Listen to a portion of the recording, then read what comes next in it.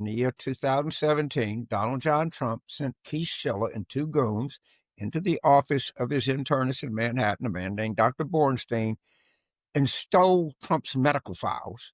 Dr. Bornstein, who unfortunately is now deceased, felt like he was raped. What is in those files? All right, now for our questions from our really well-informed and provocative sometimes listeners. There's Dan in Oshkosh, Wisconsin, James, says, should we constantly be hearing about the dangers of Trump's declining health? And he wants you to lead the charge. Well, I think what I think is the real danger is I think, of course, like all people, us included, at a certain age start to physically deteriorate and to some extent mentally deteriorate. That's clearly happening with him. Concurrent with his obvious physical and mental deterioration and madness, his political situation is deteriorated as much as his mental and physical deterioration. And he senses that. And this makes him more dangerous every day. And I was on this for a year ago, and I asked the question today, as I asked many times before, on January 17th of the year 2017, Donald John Trump sent Keith Schiller and two goons into the office of his internist in Manhattan, a man named Dr. Bornstein, and stole Trump's medical files. Dr. Bornstein, who unfortunately is now deceased, felt like he was raped. What is in those files?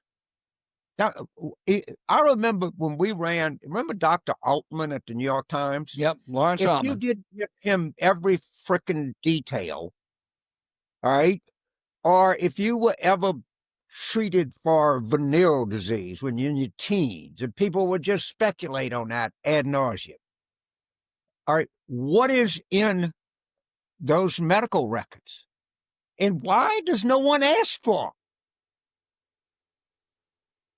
All right, they went in, this is documented, January 17th, 2017.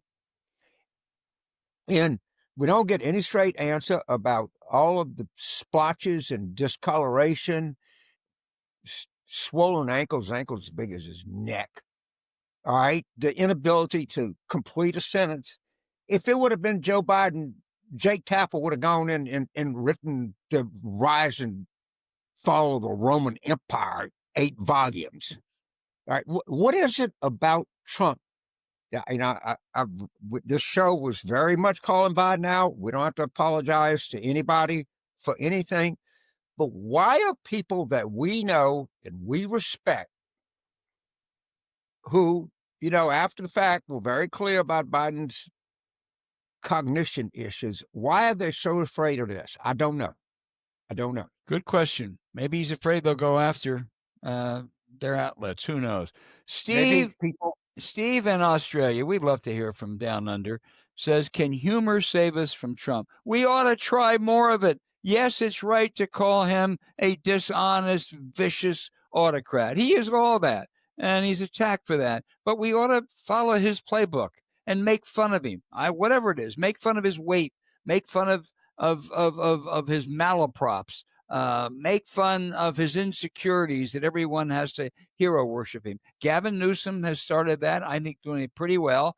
But others ought to do more of it. There's nothing that bothers him more than ridicule.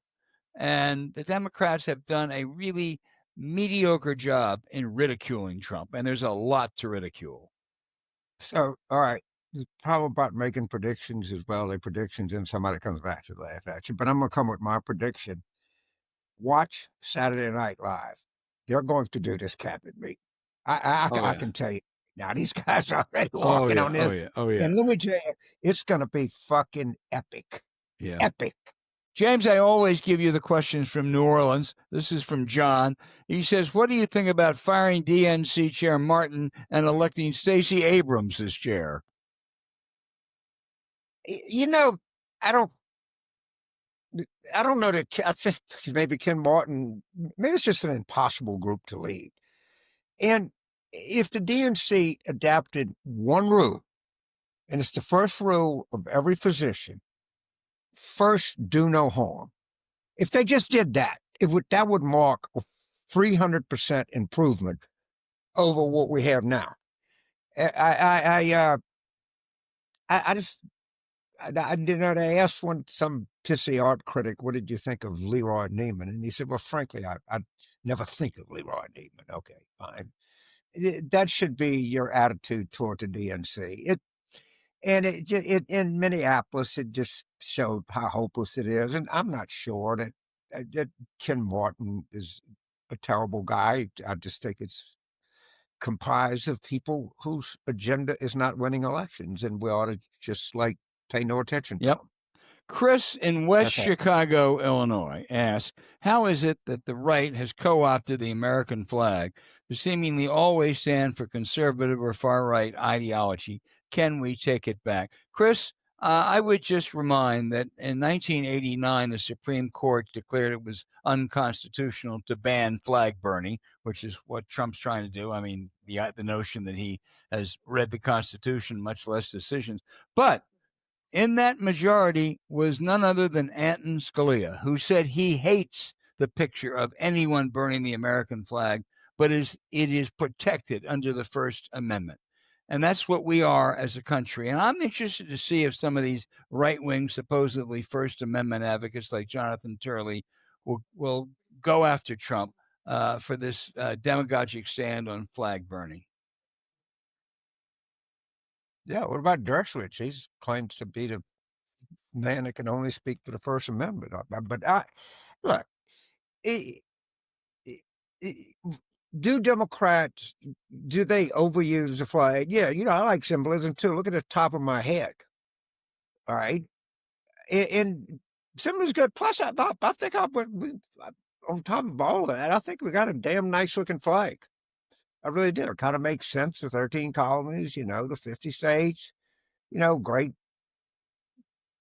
stories. And yes, we should, but I think they're more for the Confederate battle flag than they are for the U.S. flag. Oh yeah, they would be for banning that for sure. Well, you can burn a whole box of American flags, but boy, if you touch the Confederate St. Andrew's Cross, or whatever they call James Carey in San Diego, California, I want you to explain what would happen if Democrats force a government shutdown. It's not forced; they just wouldn't vote with the Republicans to avoid it. Could we benefit? Yeah, I mean, they're going to blame right now. They're going to blame the Republicans, and I think Schumer went out of his way. I think it was back in May to prevent one, and I think if it comes to this, but we can't force a government shutdown. We need Republican votes to do that. And so they own it. Now we're going to start owning it, after starting January 2027, but we don't own shit now. Well, wait a minute. If it brings up it's not under reconciliation, you're gonna need, I think, more than a majority vote to keep the government open. They might, or they could just suspend the rules. Yeah. Well, they for Supreme Court justice. There's nothing to stop that. They will do anything. Kyle in Charlottesville, Virginia, says, given that Trump and Republican policies are dramatically raising the cost of health care and throwing people off the health care rolls, you think Democrats should once again campaign for a public option health care plan as Biden did in 2020? Public option's fine. Medicare for all or a public health care system is a terrible mistake. But if you want to say to people, you will not lose your health plan under what we have, we're going to expand it, we're going to make it better, and we'll give you the option of a public option if you want to. I really do. I think that's good policy and good politics. Yeah, I do too. You always got to differentiate between, of course, it's all become mushed into one question now. It's not just healthcare; it's how you pay for your healthcare, and it's becoming more and more an issue that people have because Scott, anybody that ever does any campaign research or focus groups knows the most dominant observation that people make is I'm one disease away from bankruptcy, Bankruptcy. or I'm already bankrupt because I had a disease and my kid had one. Yeah. And there's no, I think back of the 92, the whiteboard, change Earth's board is saying the economy's stupid, don't forget healthcare. Healthcare is now an economic issue as much as it is a healthcare issue. It really is. Yeah. James, our final question is from Arthur in Washington, D.C. My town.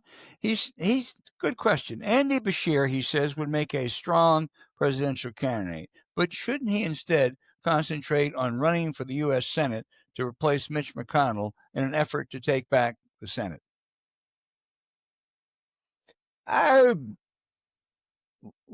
He should do what he wants to. Look, he's a sterling candidate.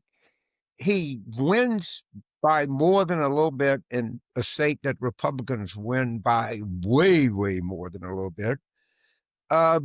In a kind of big player in all of this, and his good friend of the governor is Rocky Adkins, who's a legislator from Eastern Kentucky, and I suspect that Rocky's going to be our gubernatorial or senatorial nominee, and he'll do it with the full blessing of Andy. But in Kentucky, the Democrats kind of like having a governorship. Well, but let me tell you something else, James, because I agree. Andy Bashir, I think, is one of the 4 or 5 most attractive, and I hate this term, but viable Democratic potential candidates in 2028. And so, yeah, I'd love him to win a Senate seat, but he is not a second-rate, Senate presidential candidate at all. And so I think if he wants to, he will elevate the field if he runs for president. Absolutely. And let me tell you, the other thing he's done, he's made Kentucky a little safer for Democrats because, they want to believe this Dakota Indian lunacy drives the Democratic Party.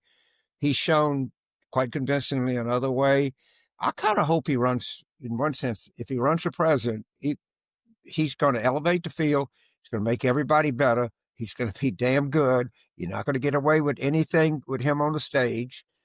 And, usually when you run for president, you kind of know by March. And I'm sure he have plenty of time to qualify for the United States Senate if his presidential run fills it out. I'm not saying it will. And I think he's a very valuable person we want on that stage, for sure. Yep, absolutely.